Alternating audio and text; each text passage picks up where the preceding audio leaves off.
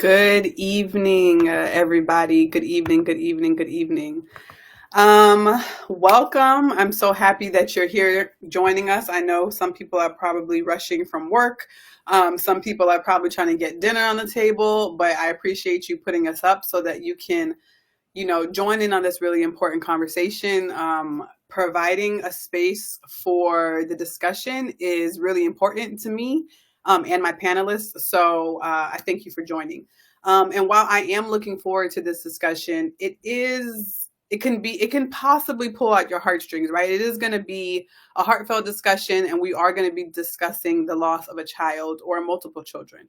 So I just wanted to give you kind of that trigger warning now, so that if this is something that you're like, nope, I can't be a part of it and I cannot emotionally handle it, that's totally fine. Take care of yourself.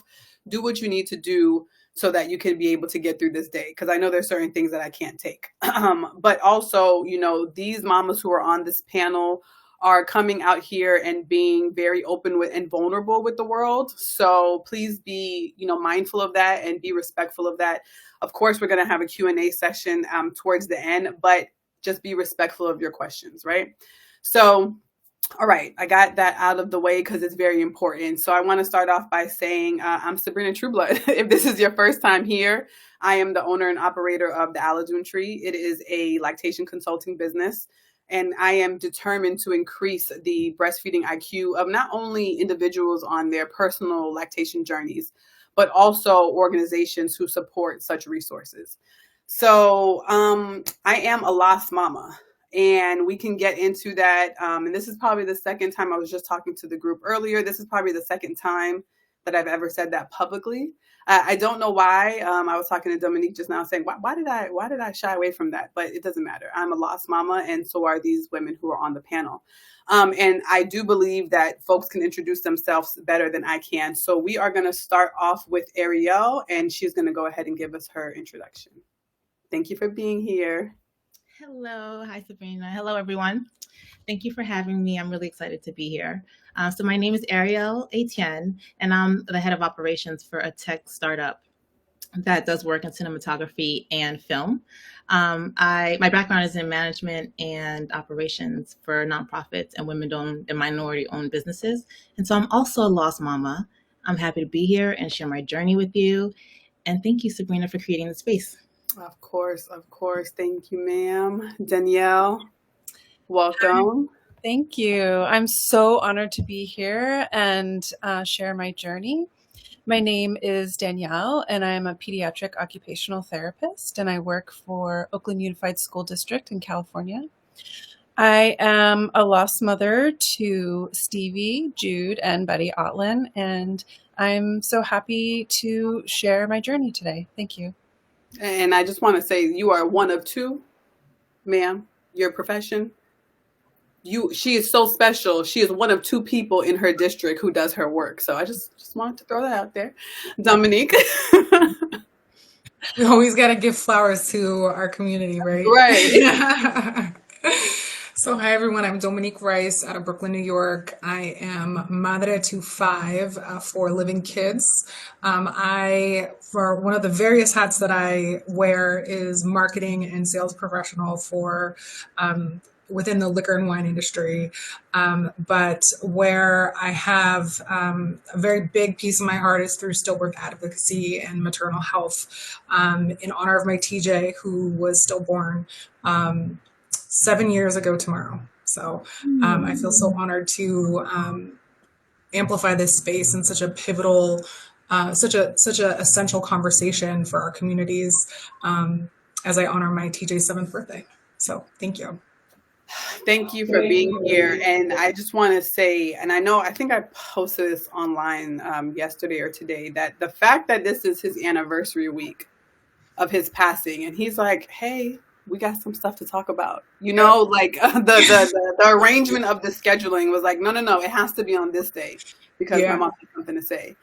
And it's actually, so I have typically shied away from this conversation, right?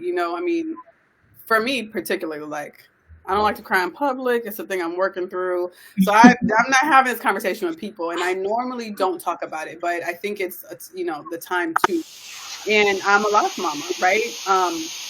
I have lost two children. Oh, I hear some. Okay, that's good. I have lost two children, and both of my losses happened in the first trimester. So I have HG. I don't know if folks know what that is. I can't pronounce it properly, but it's hyperemesis. And essentially, it's like morning sickness to a bajillion, right? And it's like no amount of crackers, no amount of peppermint tea, no amount of, eating before you sit up, ginger ale, none of that is going to help. And even though my child had transitioned, I was still experiencing those symptoms because I didn't pass the baby. So, but this all happened in the first trimester. So my body never made milk. I never had to make the decision on what am I going to do now that I'm lactating, that I have lactated, and what am I going to do? Am I going to stop it? Am I going to continue? Am I going to donate? Am I going to, what is that? So I've never had to have that conversation. But a couple months ago, or maybe it was in February, I was on LinkedIn and I saw Dominique post something, and I just happened to see, Dominique, she commented on this, and it came up to my feed, and I responded back to her, and she saw what my profession was, and she was like, "Hey, so what do you do to support your lost mama community?" And I was like, "What?" I was like, "Well, I don't, I don't, and not because I don't want to, but the opportunity has never presented itself." I have never told any of my clients that I'm a lost mama. I have not been hired to help them transition after losing a child. So I said, okay, well, I don't know what this space needs. So let me talk to people. Let me get information before I just dive in and try to, be Captain Saver. Let me try to figure out, what people are actually experiencing. So Dominique, thank you for the push, for letting me know that, hey, there's a community of people here that need your assistance. So I want to start off my questions with Ariel. And I understand your story is layered, and it may differ from the other panelists, but can you share with us some of the emotions and challenges you faced in the immediate aftermath of your loss, and specifically for lactation and breastfeeding? Yes. So, I mean, honestly, if I took some of the emotions, I could tell you it was a lot. It was a roller coaster of emotions. My motherhood journey included infertility, IVF, early and late term miscarriages, home bed rest, 6 weeks of hospital bed rest, over half a dozen surgeries. I think it's more than that, but I lost count. It included, and then it included the loss of boy-girl twins at 24 weeks. So it was quite a journey. And throughout all of that, obviously, there was a lot of grief, a lot of sadness, a lot of I look back at it, I feel like I was naive, but I just didn't know it could be so bad. Every turn I took, I was like, oh my gosh, how can this get worse? So there were all those emotions. And I can only name those emotions in retrospect, to be honest. So I appreciate this opportunity to even do that in this way. But in addition to that, there was gratitude because my friends and my family really showed up for me. But in particular to lactation and breastfeeding, that's what so my daughter, I had boy-girl twins. My son lived for 4 days and my daughter lived for 12 days. So, and they were in the NICU. So in that time, I was able to pump around the clock, outside of doing the things that I had to do, other things that I had to do. But that was sort of one of the few things I had control over. And that was what gave me hope, or if this all works out, or it was more when this all works out, that's how I felt naive. I'll have the milk. And so it gave me a sense of purpose in that time. So in an uncontrollable situation, it gave you a sense of control for at least the one thing that you can do in the mountain of emotions. Danielle, what about you? What were your thoughts, in particular if you were making decisions about what you're going to do next in terms of your lactation journey? I mean, I feel like Ariel's speaking so much to my experience as well. I had so many different emotions coming up with just feeling cheated out of this experience of breastfeeding. And, I also felt this twisted sense of feeling lucky because I had experienced pregnancy loss before my stillbirth with Jude.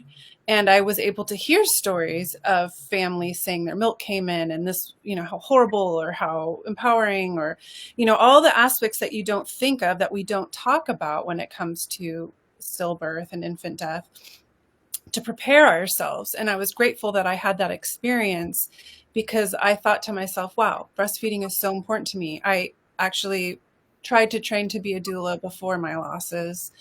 You know, I love caring for people. It was this big role that I wanted to step into, and it was being taken away from me. And, you know, it was just, yeah, it was very complicated. And then it was very frustrating too, to have to advocate to pump instead of press. You know, I wasn't given options. It was just, wait, you want to pump? Wait. And as they heard my story unfold and my reasoning, they saw how empowering and how healing that could be. But I really had to advocate for myself.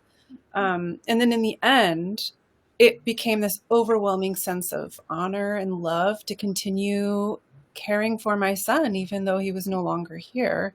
And, you know, that became a lifeline for me, honestly. So I'm, you know, I can't talk enough about the importance of all aspects of lactation, all aspects of pregnancy, to be prepared. It's crazy that it's interesting that you said you had to advocate for yourself. Like, why is, I mean, in all situations, right? We know how women are treating in healthcare, but like, why in this particular situation is it like, no, let me make a decision that can help me over, you know, get through this. It shouldn't have been a need for you to advocate for yourself. Dominique, what about you? What were your emotions and challenges that you experienced after your loss, in particularly when you were deciding what you were going to do in your lactation journey? Yeah, so ironically, again, you know, we're 7 years to the anniversary of the decisions and the emotions and just being in it when, and I think it's important to start first off at, you know, TJ is my second child. His older sister, I breastfed with her for 6 months. That was always my goal at that time. And I knew as my motherhood continued that I always wanted to build off that foundation of just always striving for 6 months. And so as I was pregnant with TJ, nothing in my mind changed up until 36 and a half weeks. When I went into the hospital and was told there is no heartbeat. I didn't know at that time that what stillbirth was. I had no idea that stillbirth over-indexes with Black and Brown individuals, Black, Brown, and Indigenous people of color. And I want to highlight that because 7 years ago, a lot of what I talk about now very publicly is for that Latina in the room that had no idea of the world that looks like this. And I didn't know when I heard those words that meant you still have to deliver the baby. And with that, stillbirth is stillbirth. So with that comes postpartum.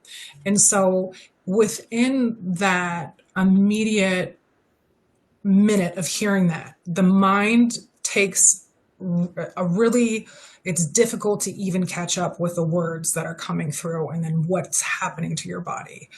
So I say that because, you know, once, you know, when I was in active labor, I wasn't prepared. I wasn't prepared in having these conversations of, you know, he's still going to come out of your body. You're still going to have postpartum and, you know, you're going to be leaking, your milk's going to be coming in.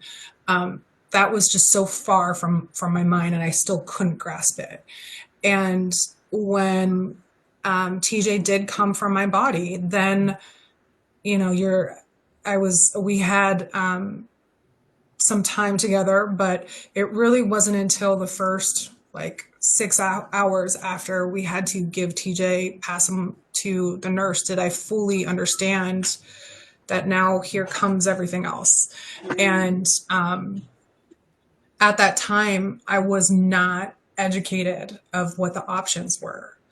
It was suppression of your milk. It was get the tightest bra that you could possibly find. And my mind still wasn't catching up in that first 24 hours.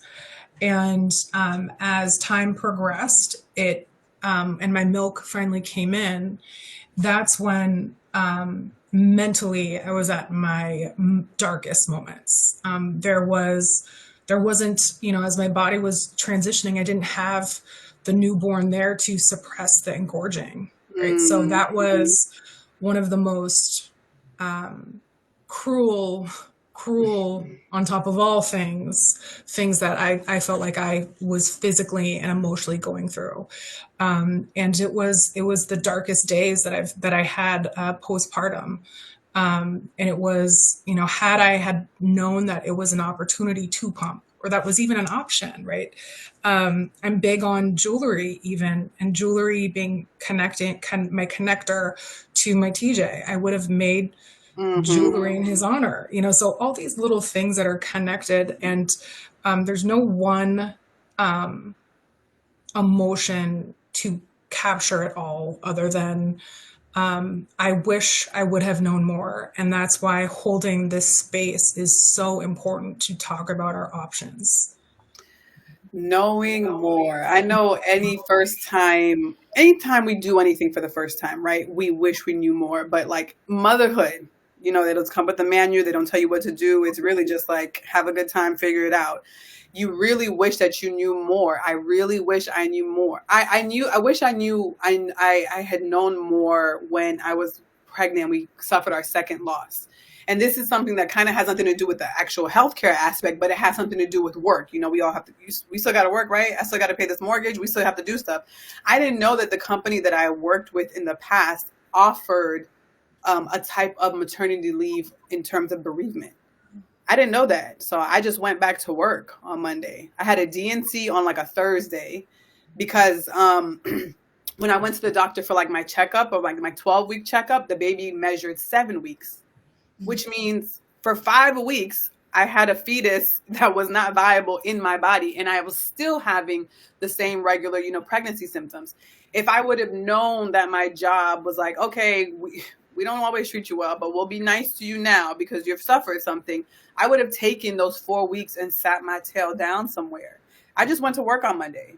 It was like I took Friday off because I took like a sick day Thursday and Friday, and then I went to work on a Monday. And it was just like, and the only reason I even knew they offered that, because I talked to a friend of mine who was a coworker who said she just experienced this 2 months ago, and she took the bereavement leave that I didn't even know existed.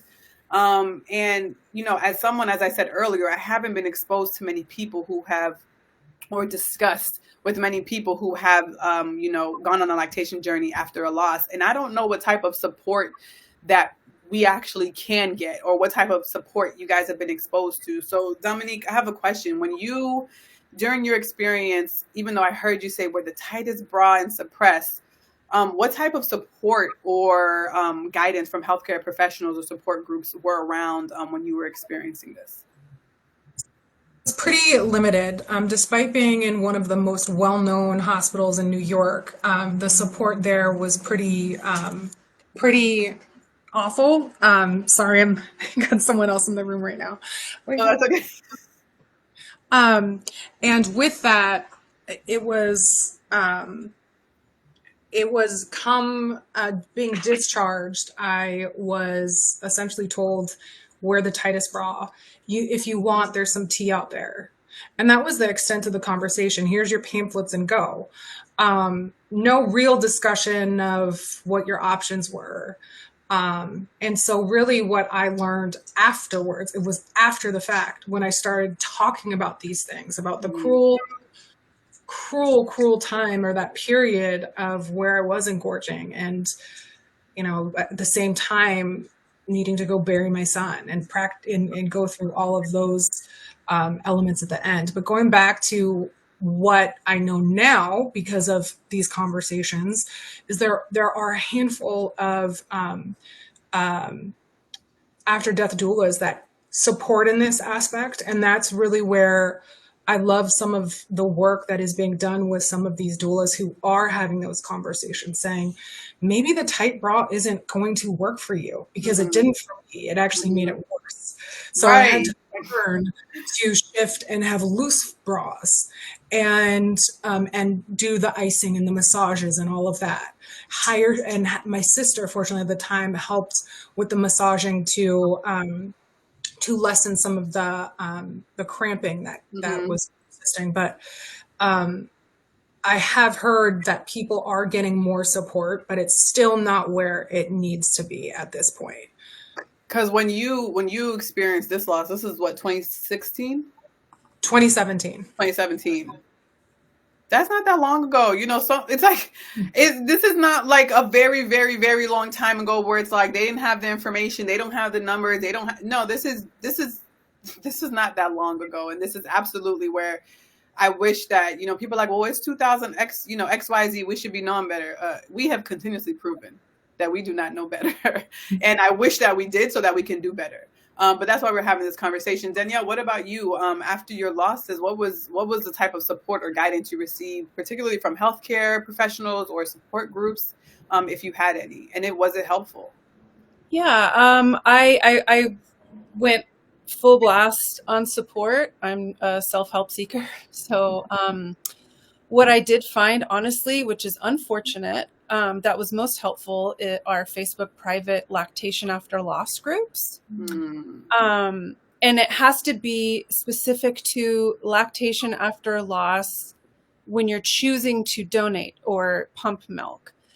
Because this is such a hypersensitive subject, I feel, in the stillbirth community, because we all do the what ifs, I should have's, I didn't know. And Hmm. so to share this information to the loss community can be damaging. And so it's really hard to get support from the loss community too with my personal donation journey. Thankfully, I have colleagues who are lactation consultants, and they graciously gave me their information and support. I didn't have a whole lot of challenges with lactation and milk production and pumping. It was actually quite the gift for Hmm. me. But I did, after the fact, seek out support from.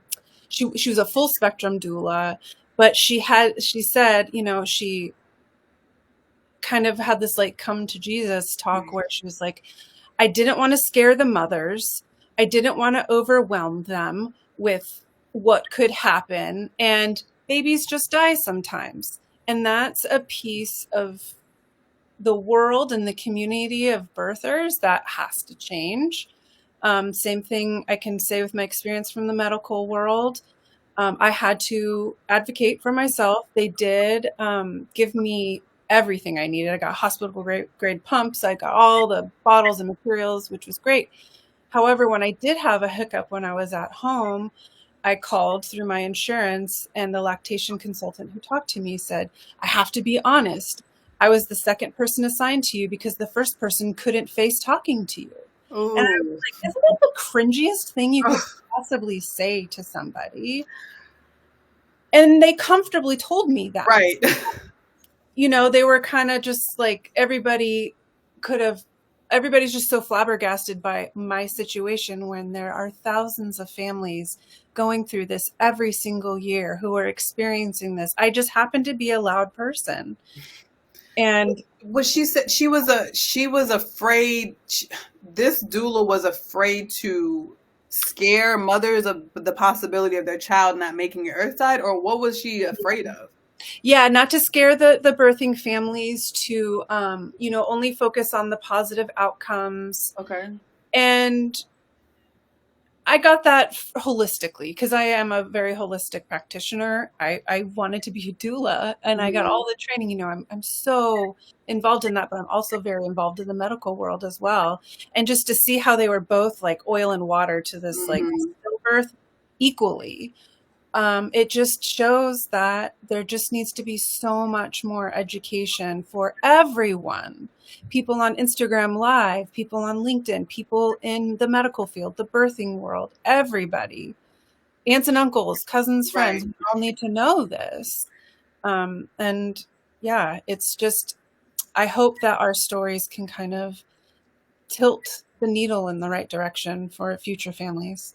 I was what you just said about, the medical field, and there's been times where, we learn when we're getting our certification for lactation or whatever level you're getting it, that like most times traditional doctors get 1 hour of lactation education in their entire system. Like in their entire education system, they get like an hour. I hope that it has increased, but it may not have. And when you go to somebody in the medical profession for assistance, you're looking for that help and not just a, hey, this is a sad situation, because yes, it's a sad situation, and also I need help, and also I need support, and also I need guidance. Ariel, what I know yours was different because you had NICU babies. But from your other experiences, what kind of guidance did you get from healthcare professionals? What were they telling you at the hospital? And did you seek out any support around you? So with the NICU, the NICU team, actually, I felt like they encouraged the pumping. And they were really supportive in like storing the milk and educating me around breastfeeding in general. So I was really fortunate in that way. I think, but for my other, I have a 10-year-old son, a very spirited, lovely child. But for that situation, like I definitely had to seek out my own help with breastfeeding. That was challenging. You wish you knew. There's so much I didn't know about motherhood when I did have my rainbow baby, that I just really just got help anywhere I could. Mm-hmm. Right. I am appreciative of how smart our bodies are, right? But then sometimes you're like, read the room, okay? Like, we don't need any more milk. I don't need you to produce anything else. I don't need to have HE symptoms when the baby's not here anymore. But our bodies begin producing milk in the second trimester, so it's for the folks who are online, if you don't know this, there's something called colostrum, and that is your first milk. It is like, this is the golden milk. This is the liquid gold. It's chock full of all the type of nutrients you need to sustain a new body, right? So that milk starts coming in your second trimester, and then once you deliver your placenta is when the next stage of milk creation happens, and that's when it begins to transition from that thick colostrum to a thinner milk where it can be more easily digestible for the baby. Both of it's digestible, they can just get it quicker. Dominique, what was you touched on it earlier, but it seemed like you had to go to your family, your sister, your support system who is around you to figure out what to do for your engorgement. So how did you navigate that? Was it only your sister? Were you able to rely on other folks, or how did you navigate that, the physical toll it took on your body? So, a lot of research just on Google, really. At that time, like 7 years ago, it was just researching, like understanding what stillbirth was, understanding what happens to your body, what helps with engorgement. I explored with like the frozen cabbage leaves. And just trying to also recall physically what I did when I started weaning off having my eldest daughter at that time. So really just trying massaging, and then just exploring anything that I could find online, really with the massaging elements, and also exploring with a CBD to help physically and emotionally, just with the horrific pain. I also think it's important to talk about, using medical marijuana to suppress some of the pain because it was so severe. And fortunately, my sister from California brought like medical, because at that time, 7 years ago, it wasn't legal in New York.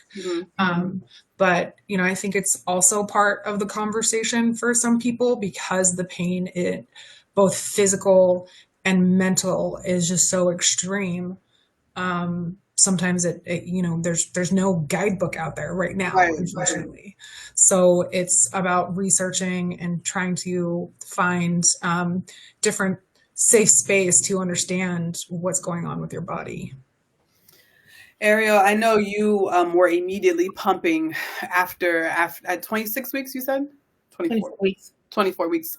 Did you experience any engorgement, and was your breastfeeding journey any different from this time from with your 10-year-old? I definitely experienced engorgement, so that's why I had to stay on. I was pumping every 3 hours, and in order to dry up my milk, I just spaced that out. And then I sort of just gave up, and I was just like, "This will fix itself eventually."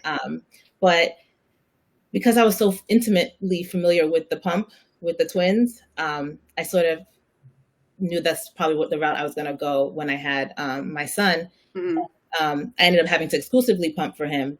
So I think I became okay with the pump with my son because I had the prior experience. So.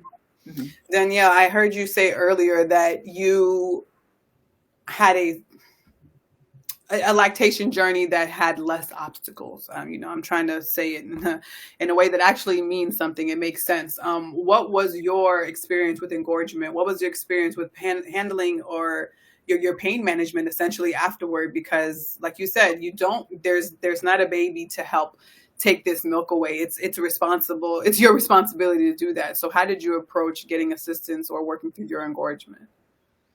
Well, I didn't get engorged because I pumped for 11 months and donated my milk. And that was my decision and my journey. But I felt honestly that providing your body a kind of a natural out, not just this like immediate like train wreck, stop your body kind of process. I don't know the science behind it, but it just feels right for my body, at least, to kind of allow your body to go through that process. It really helped. I never was engorged. I never got mastitis. I never had flange fitting issues. And I really think that it was just confirming that I did the right thing for myself. And I was listening to my body when I stopped listening to my body. And it really actually became this incredibly therapeutic process for me. Can you, if you feel comfortable, touching a little bit more on your donation journey? I know there are some moms who want to donate, whether it is because their child has passed on or because they are a natural oversupplier or whatever the issue, the situation may be. But can you give us a little bit more information about how you went about donating and how you went about finding it? And do they test you at the milk banks, all that kind of stuff? Yeah, it was actually that. I think that was the most complicated part of my journey was what to do with all my milk. The nurses, once they understood, I also had the gift of staying for 5.5 days in the hospital after my son Jude died. We had a cuddle cot, which is a preserving device that allowed, again, that slower transition that I think is critical for mental health. I got lost. How you got started with your donation? So the nurses, they rallied around me. I gave birth in San Francisco, so it's a very liberal city. And the first one was like, there's all of these surrogate gay couples. I'm sure they want your milk. So if you don't want to go through the milk bank, I'm sure like Craigslist. And I was like, wow, this feels very black market to me.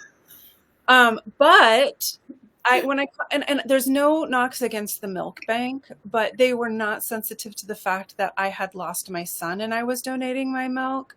And then because everything is so complicated with just navigating the day-to-day after a loss, getting a blood test, giving my, background information, it just was too much. I could see a family that was maybe an oversupplier or a surrogate that still wants to donate. That's an excellent option.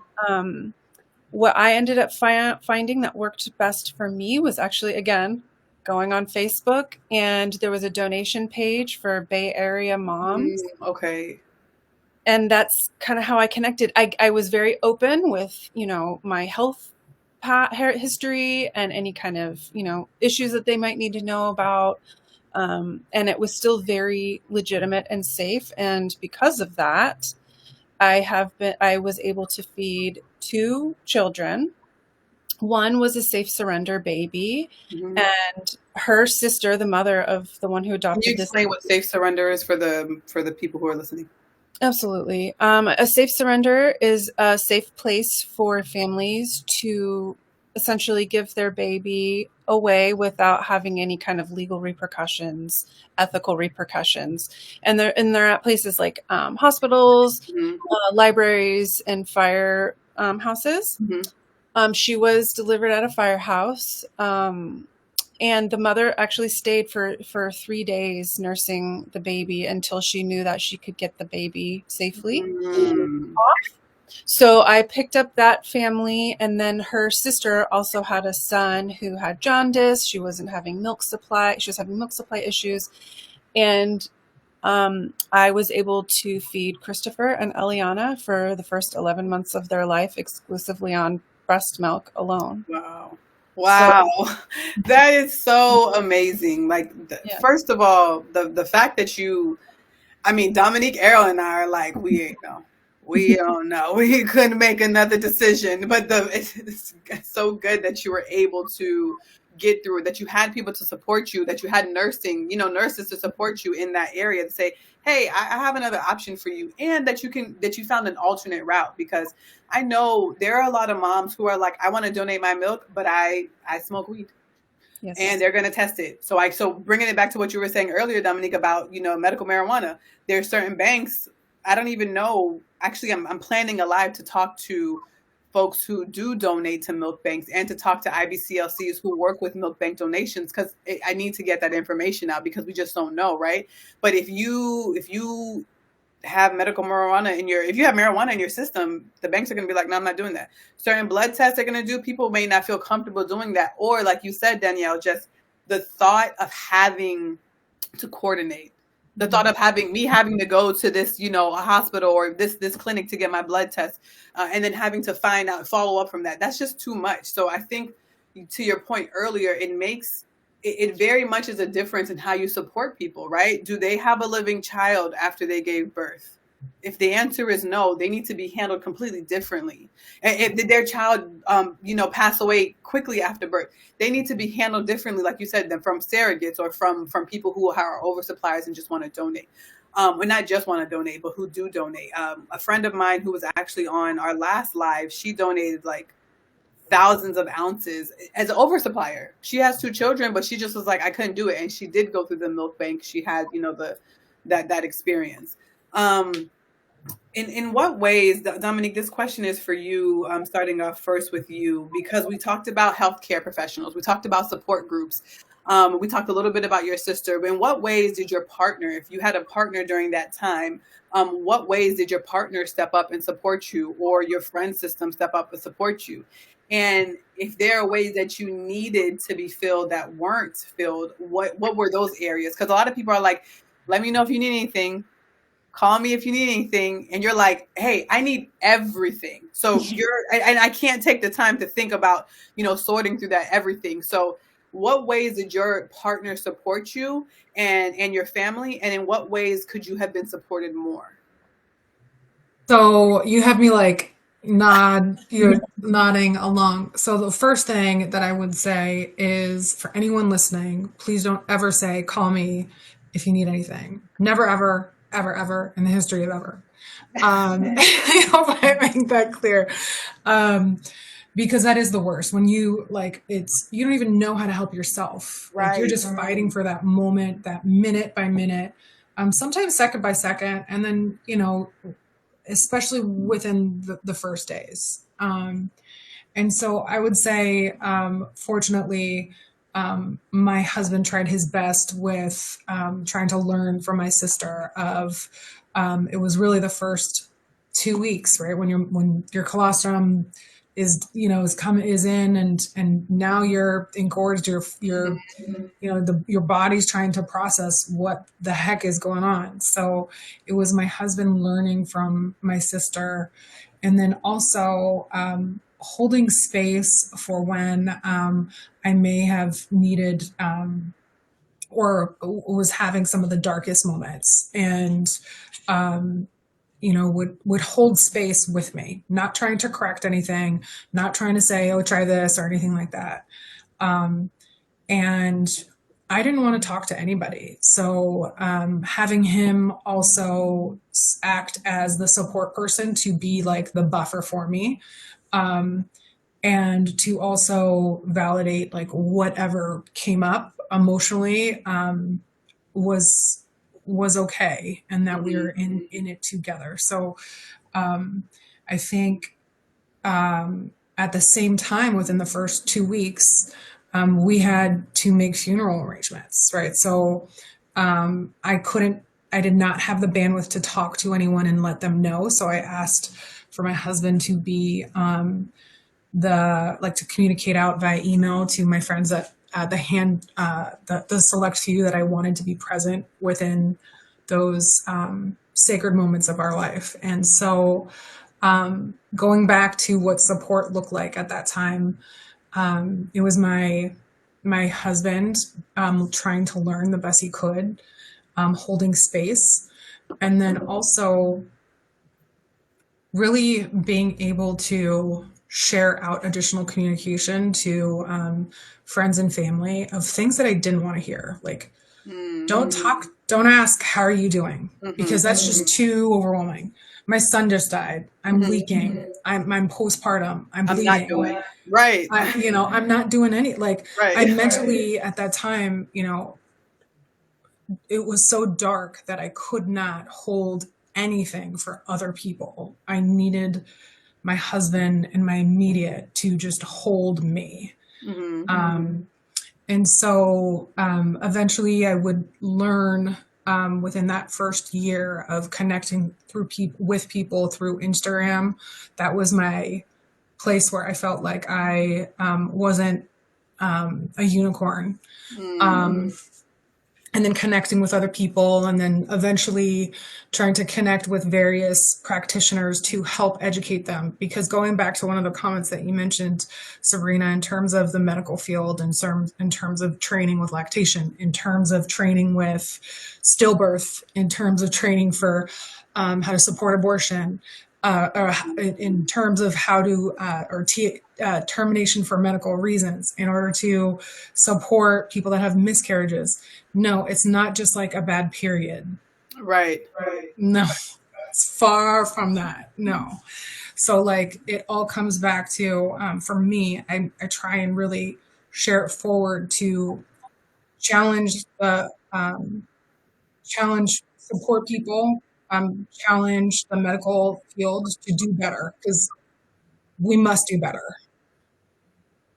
There was something when you just gave all those different scenarios of what and how support differs from each of those scenarios. My brain immediately, because I'm a process person, like Ariel knows this. Like my brain immediately is like, how can I make it better?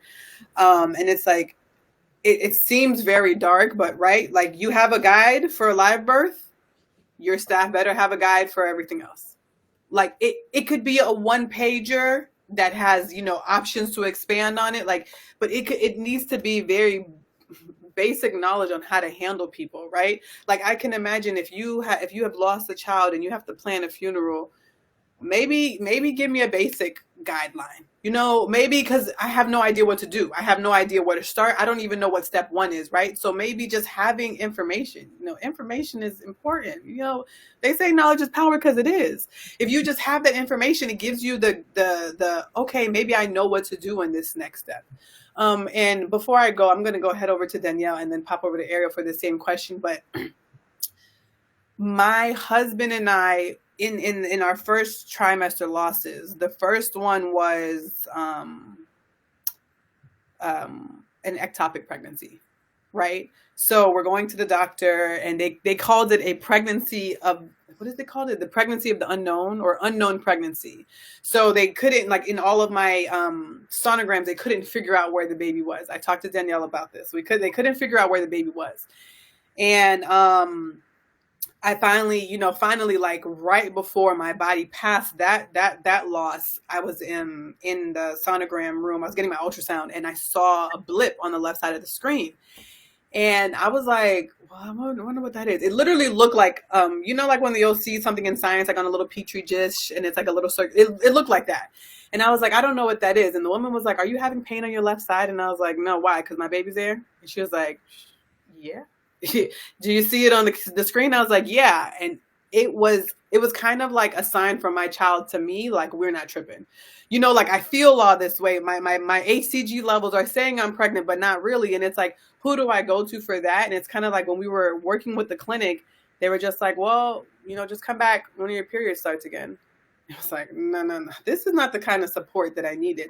But luckily, my husband was like, well, whatever you need. Because what you said earlier, Dominique, is sometimes you don't want anybody to give you solutions. I just want you to hear me out. Like, if my friends call me now and they're about to have, they're spewing their issue with me. First of all, I let them know if I'm mentally available to have the conversation. Because if I'm not mentally available, I can't be of service to you. And second of all, do you want my ear or do you want my mouth? I need to know which one you want. Do you want to hear me speak and give you advice, or do you want me to shut up and just listen to what you're saying? Because sometimes you just need people to validate that, no, you are not losing your mind. Yes, what you're feeling makes sense, and I'm just going to be quiet. Danielle, what type of support did you have? Did you have support from your partner, from your family? And the support you didn't have, not in that space, where can you see it can be filled?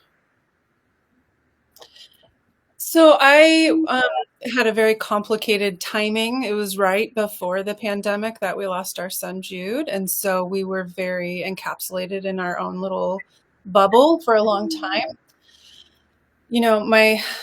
Thankfully, my husband and I have a solid relationship. He's also a nurse, so he is very open to listening to patients' needs. Mm-hmm. He also was present for 2 births for his education, which, gave him an extra leg up, which I'm just so grateful for.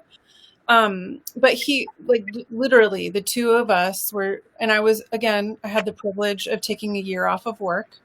We were able to be together day in, day out. And literally, like Dominique said, it's just holding space for each other. I was just saying, this sucks. Mm-hmm. It sucks. I think I said it a million times. And it was never, oh, everything's going to be okay. It was just like, yep. And it was so healing and actually so therapeutic in a positive way. I think we all just try to candy coat and hush and mm-hmm. make things again. But there's beauty in the ugly moments like that. There's so much beauty in that. And, I will talk more about my husband in a minute, but we were talking about funeral plans and things like that. When your friends say, let me know if I can do anything. I had a very close friend take care of all of that for me. Mm-hmm. And it's strange because I don't get to share that information to everybody, but I want to tell the world, hey, I have a friend who did that for me. I want you to know. And, I'll never forget that. Mm-hmm. If she does me wrong, it doesn't matter. She was there for my son when it was really ugly and hard to do.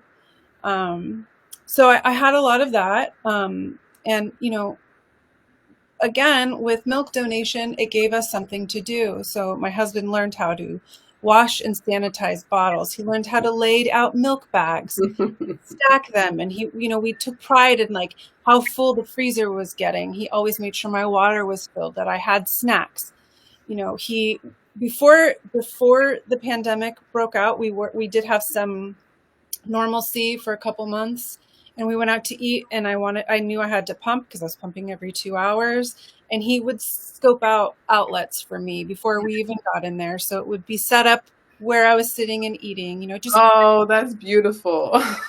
Yeah, these things like that. And the biggest thing, we spent 2 weeks on the East Coast while I was still pumping and feeding these 2 children.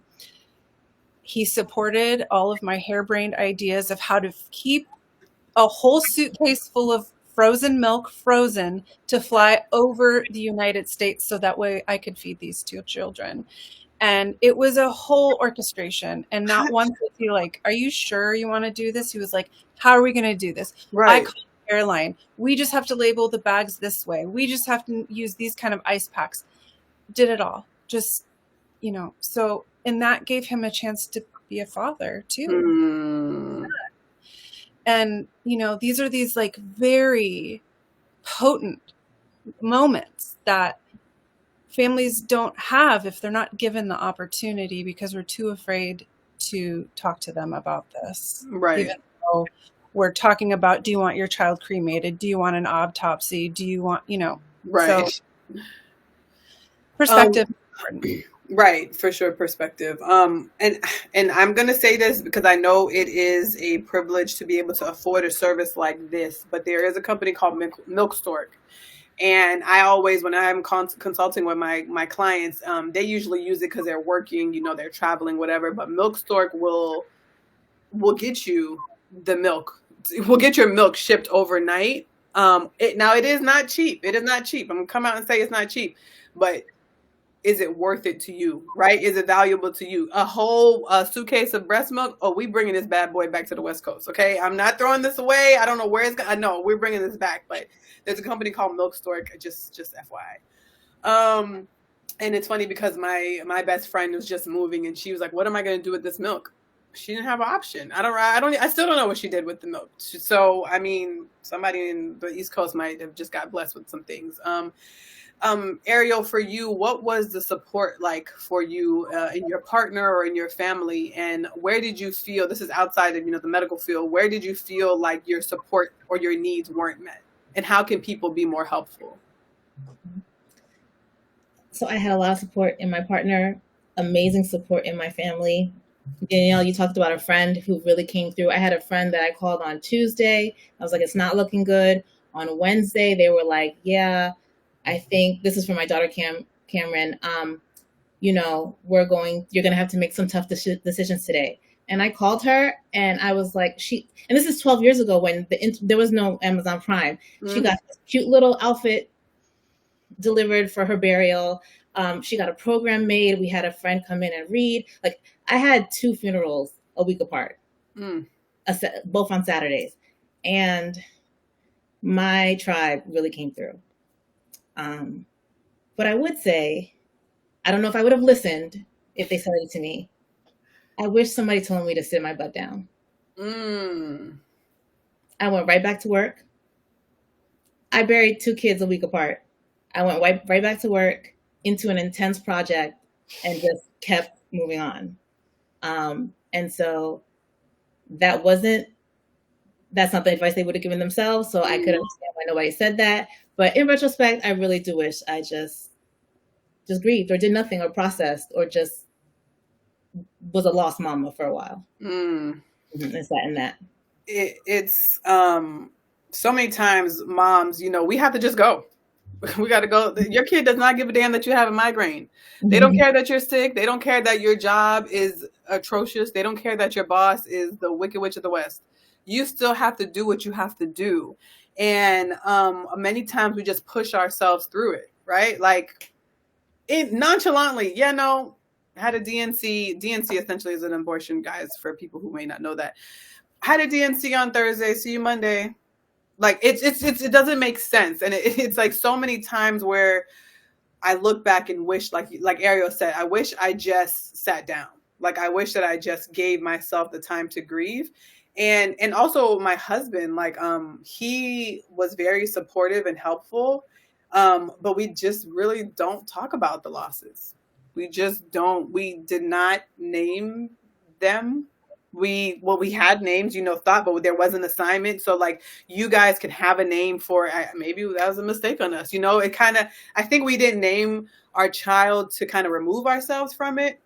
Like we're like, let's just wait till the baby gets here, something like that. But I think that it's something that I know it's something that we don't talk about, and until we had to, right? Like, like you're good, you're all good, you're all good, you're making your way through life. Mm-hmm. You see a Charmin commercial that triggers you, and now suddenly I'm on the floor crying, and it's like, well, did you ever talk through it? Like you can still have these.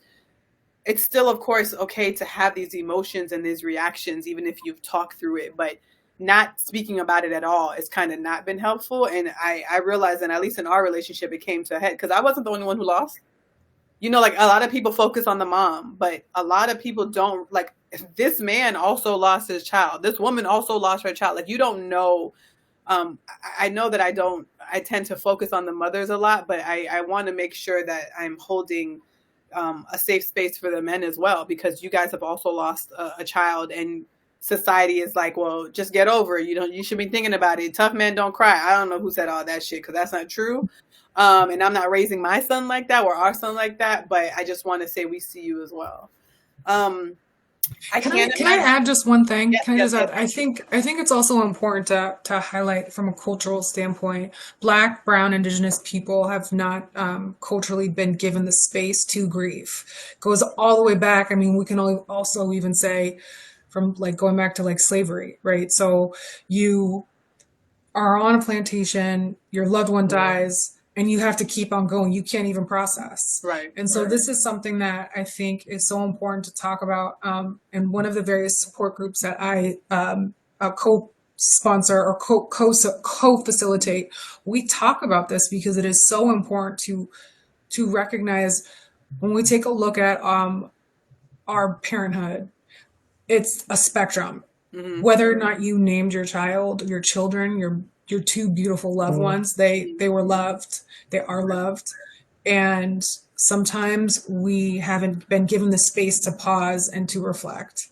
And so that's why having these conversations continue to be so, so important, to encourage and create that space for people around the country to pause when we aren't culturally given that space.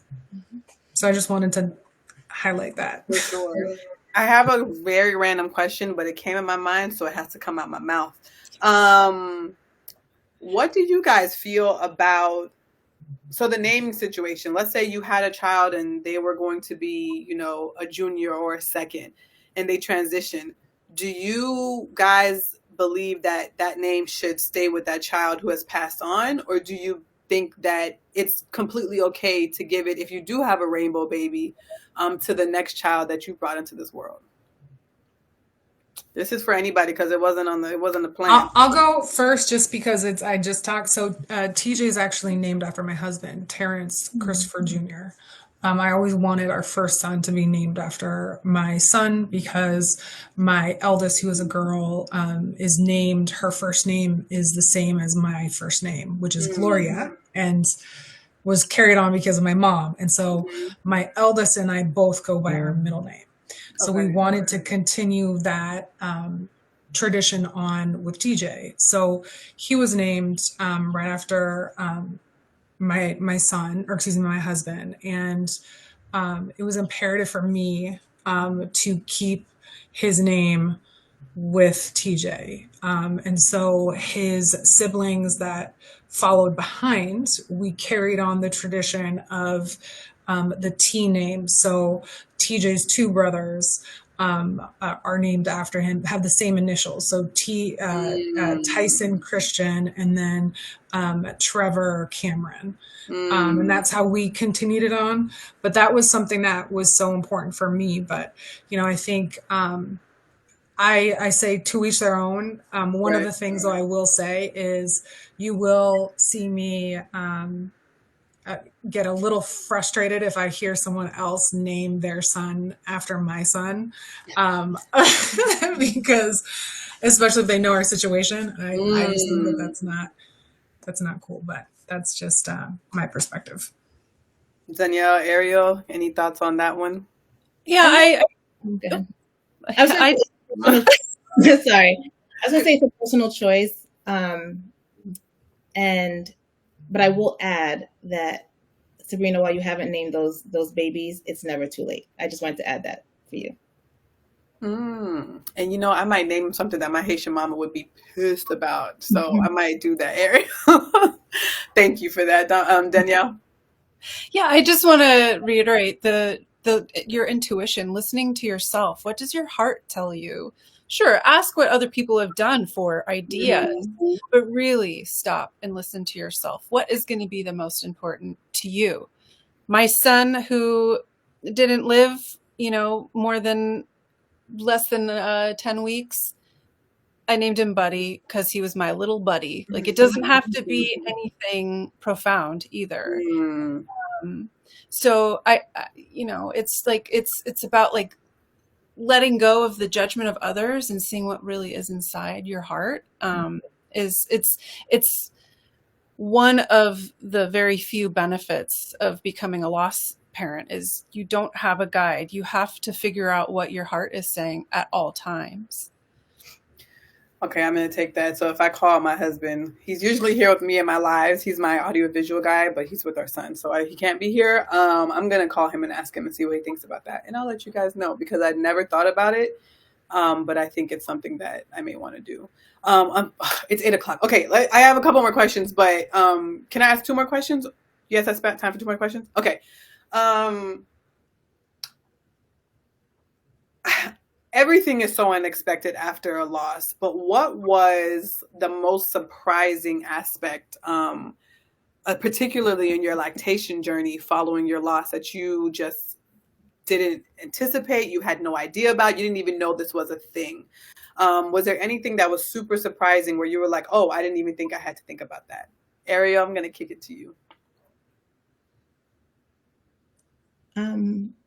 Honestly, it was around the lactation specifically. It was the intricacies of milk storage, to be honest. I have to learn what, like, you need to, so it was just like one more thing that I remember, like, just mentally keep track of during that time.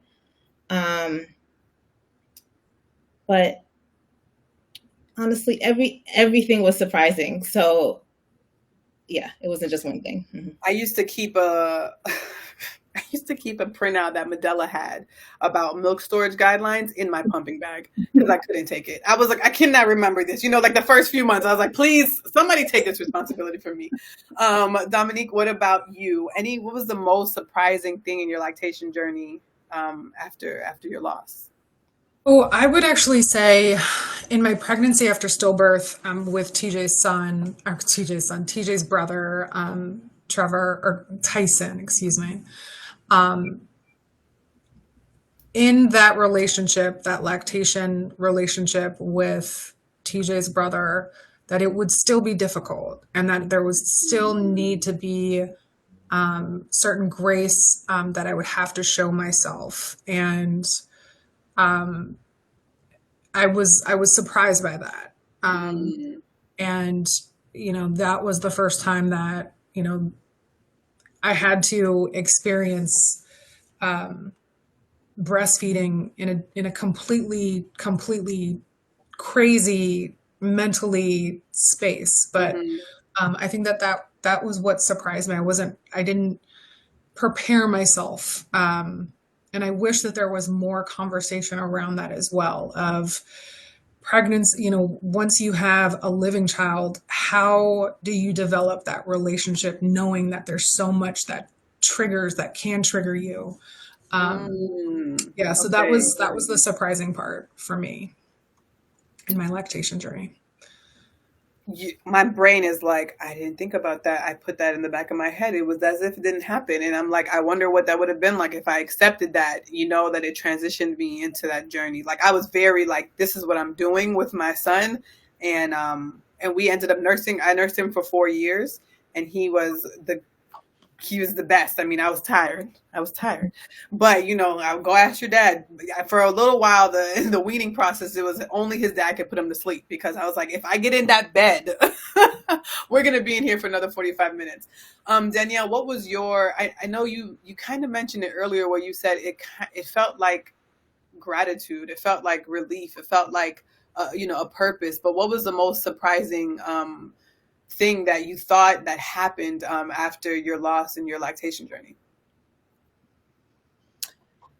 I mean, honestly, how much it saved my life. I don't know where I would be if I didn't have to get up every couple hours and do something for somebody else and know that somebody was relying on me. I mean, the depths of despair that stillbirth brings, you want to be with your child, no matter where they are. That is a complicated feeling. And, knowing that we called it Jude's Gold, my breast milk, knowing that Jude's Gold was feeding these children, I could not let them down. I could not let his legacy be something horrible as well. So yeah, I mean, that was the surprising part is donation and lactation and embracing that as a superpower is what saved my life, honestly. You guys, y'all responses is like you're giving so much. Like, I don't know if you even realize it, but you're giving so much. I haven't even had a chance to check and see if anybody's mentioned anything or has any questions in the comments yet. But like the information that you guys are giving, just the different perspectives, each one of you, and myself included, we're talking to a different demographic of people. All of us are lost parents, but all of us had different experiences. And it's so valuable. Danielle, I'm going to hit you with the last question, and then I'm going to head over to Ariel, and then I'm going to ask Dominique to close us out on this particular question. I know the community, the loss support community needs to grow, and it needs to be more accessible. But what would be, what would be your advice, Danielle, that you would offer to other parents who are in this particular situation, and how they can, the options of them navigating lactation after loss? What advice would you give them? Social media gets a bad rap. Social media is where I found every single lost mother who has, we say this is the shittiest club to be a part of, but the best members are in it. And Dominique is one of many that I met. And,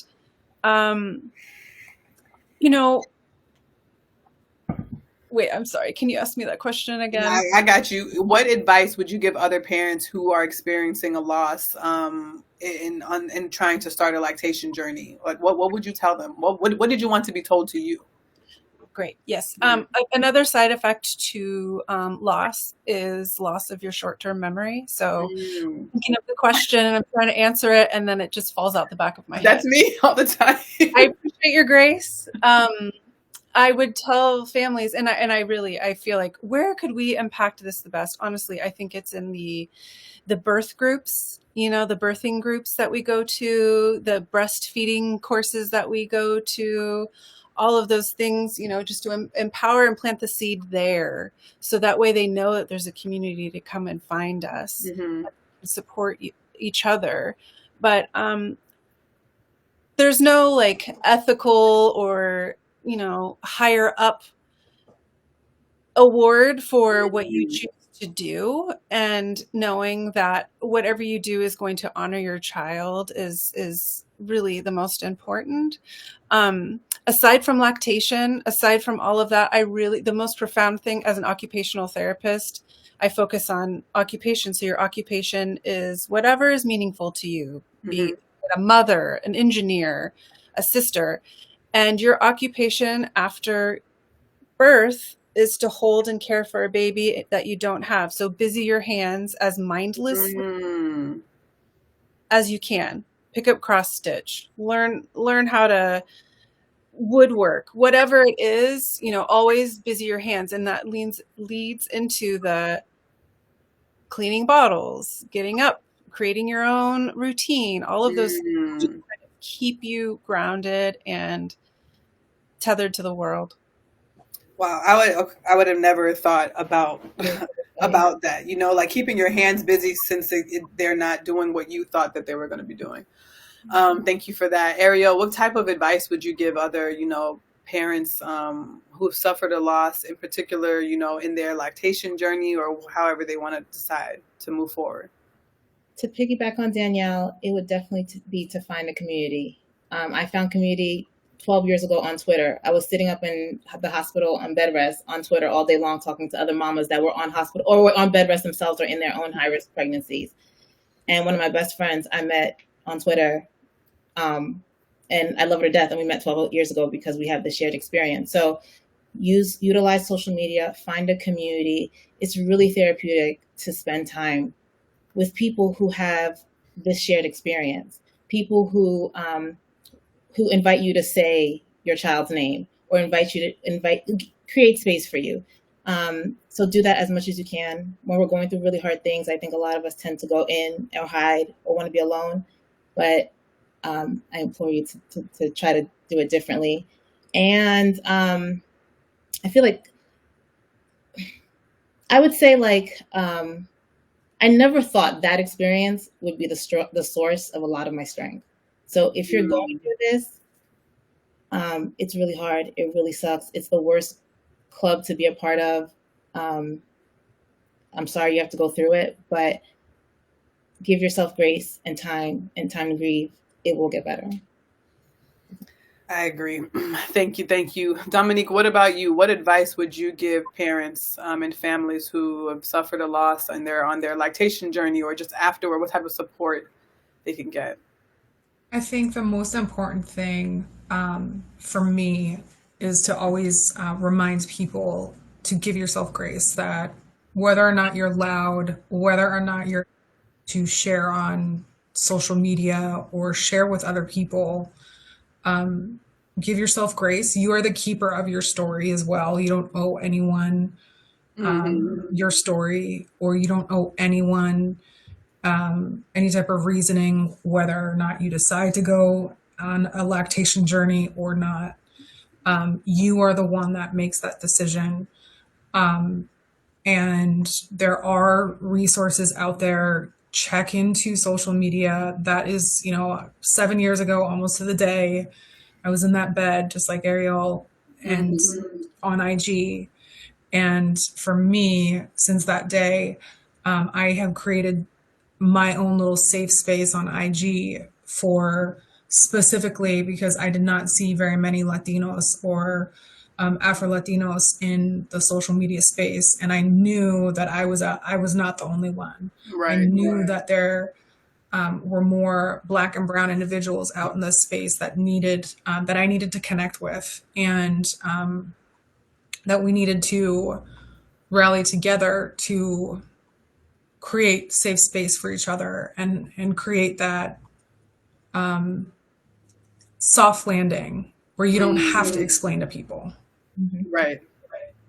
That not having to explain that's a whole nother. It's like you already know what I'm going through.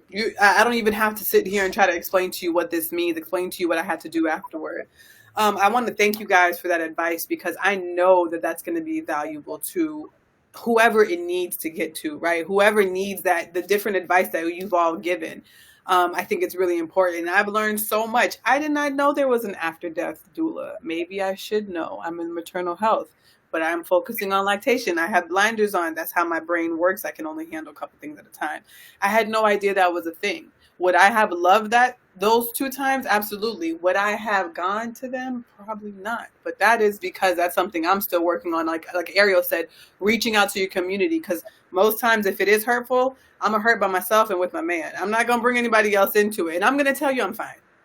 You don't know that on the other side of that text message, I'm probably bawling, and but I'm going to tell you I'm fine. And I was on the Facebook group. A lactation group on Facebook is what got me through the first 2 months of my lactation journey.